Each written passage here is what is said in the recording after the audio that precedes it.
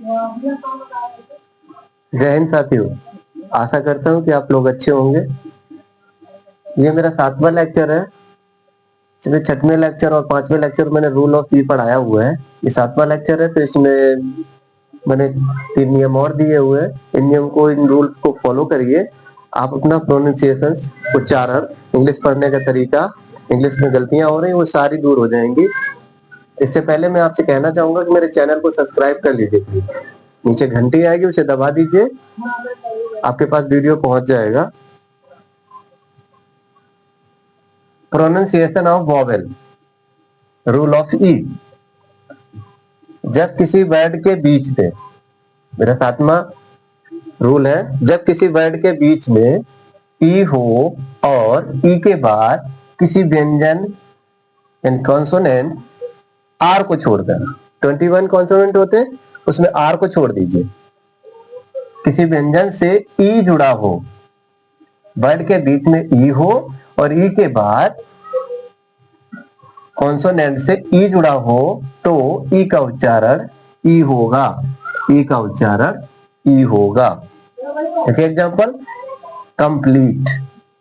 Complete, देखिए ई के बाद, वर्ड के बीच में ई हो और ई के बाद व्यंजन कॉन्सोनेंट, ई के बाद व्यंजन है, कॉन्सोनेंट है, उसके बाद ई से जुड़ा हो, ई से जुड़ा हो, तो ई का उच्चारण बड़ी ई होता है। देखिए ध्यान से, E T E, E T E.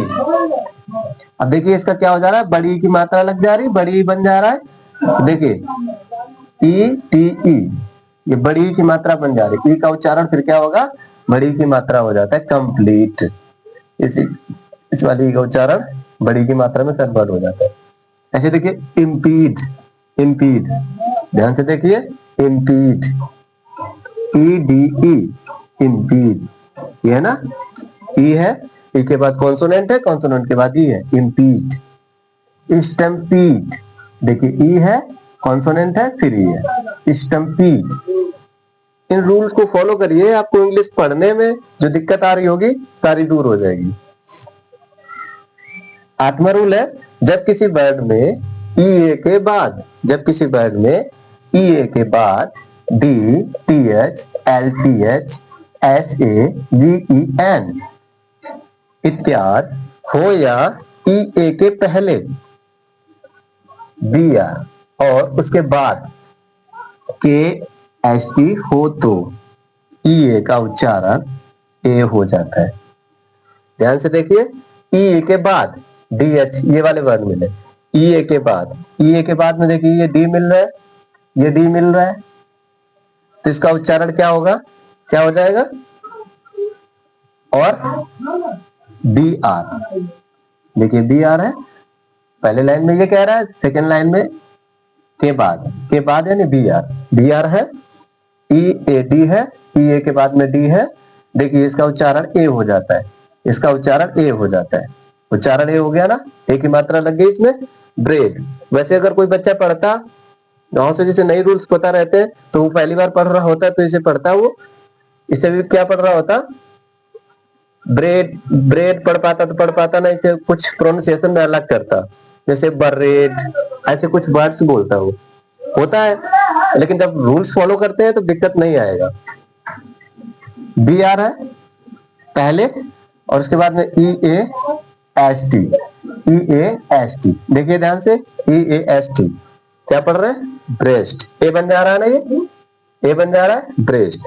ऐसे देखिए ई ए के बाद में एल टी एच है, एल टी एच है, ध्यान से देखिए क्या बन जा रहा है, ए, हेल्प। 9 नंबर रूल, जब किसी वर्ड में ई से आई जुड़ा हो, ई से आई जुड़ा हो, तो ई आई का उच्चारण साधारणतः ई होता है।